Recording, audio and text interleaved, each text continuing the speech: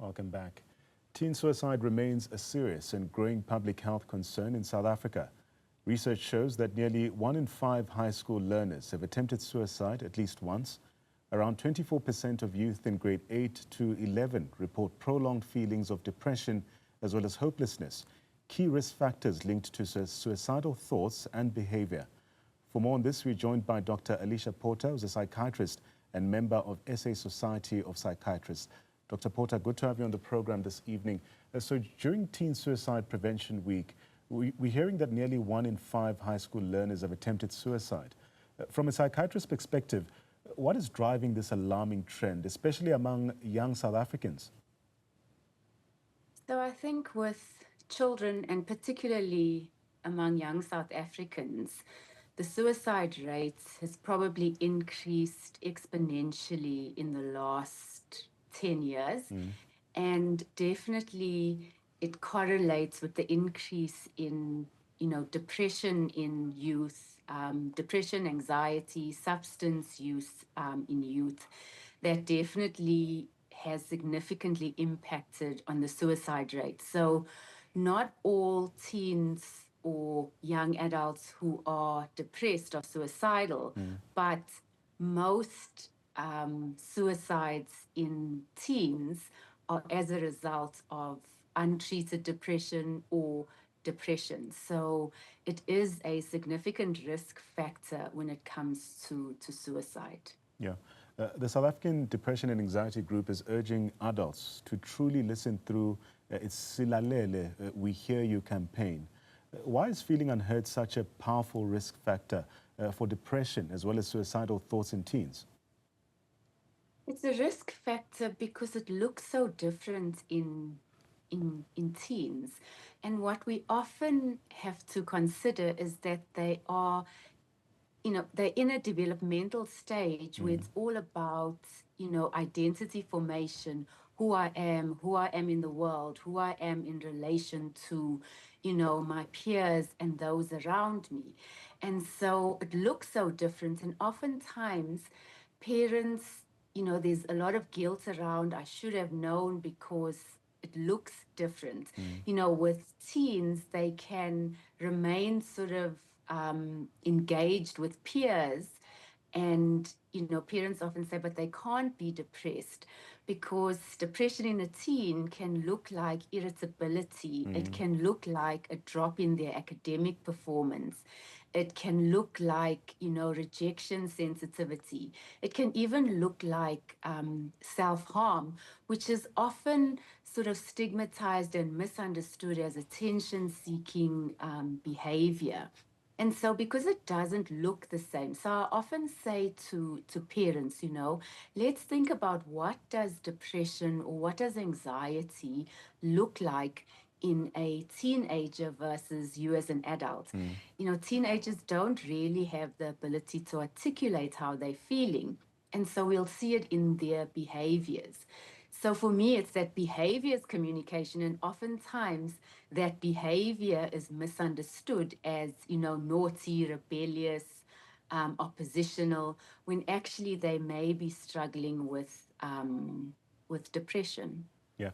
I want us to crystallize that point. Many parents struggle to distinguish between normal teen moodiness and something more serious. So what are the red flags that should never be dismissed here?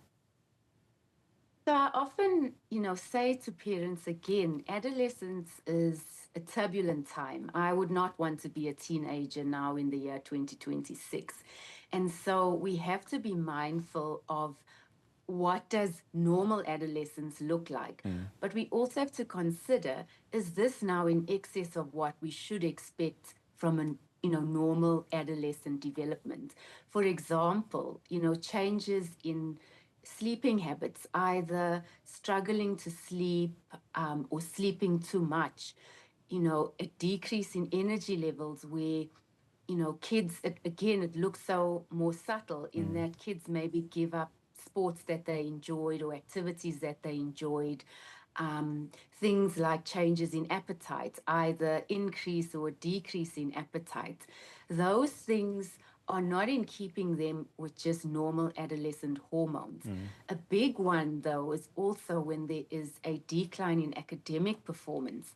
And oftentimes, it's not about kids failing, but if you have a student who is a 90% student and they then decline to 70%, which doesn't seem bad, but for that student is a decline in their functioning. And so when kids stop showing up in the way that they do, we need to start thinking that maybe this is not just normal adolescence, but maybe there is an underlying depression. And also self-harm is a big one with this particular age group where, oftentimes self-harm is misunderstood as attention seeking, but oftentimes that's a sign of distress.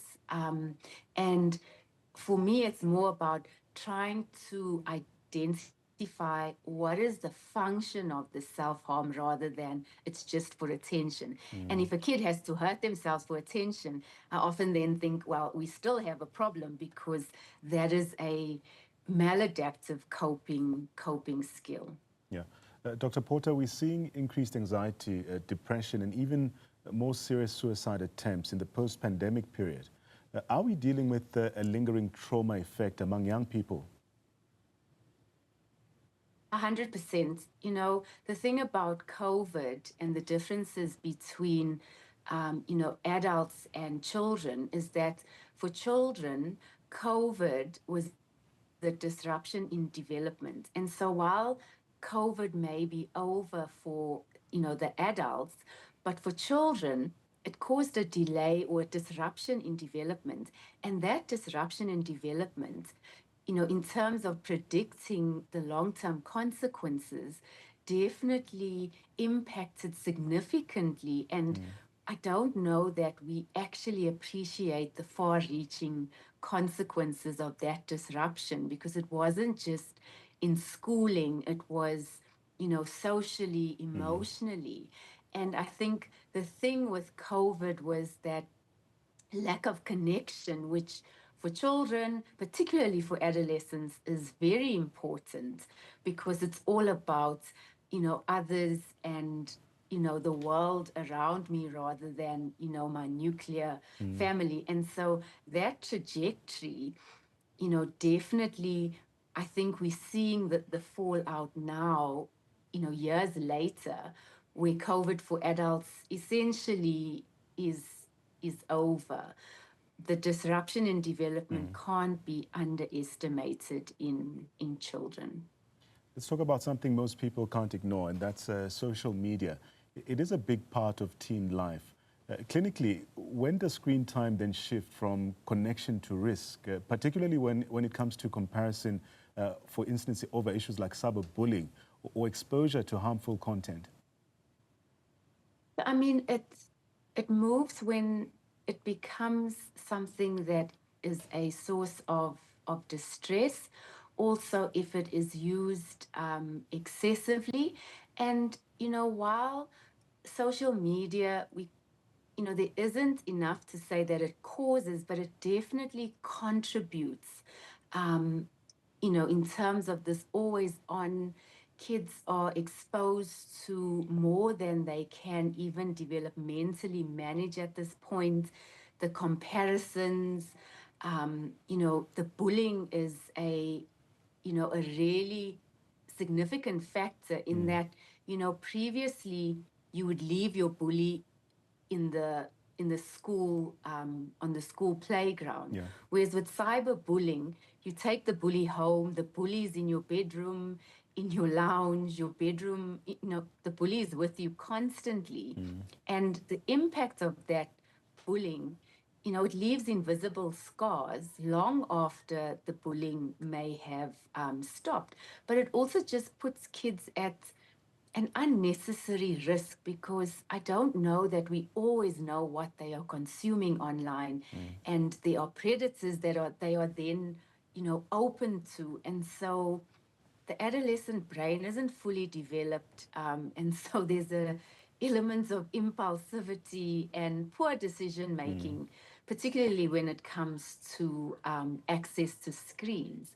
And, you know, we've also seen, particularly with both with females and males, in terms of even things like eating disorders, the landscape has changed, you know, in terms of the exposure that they get on social media.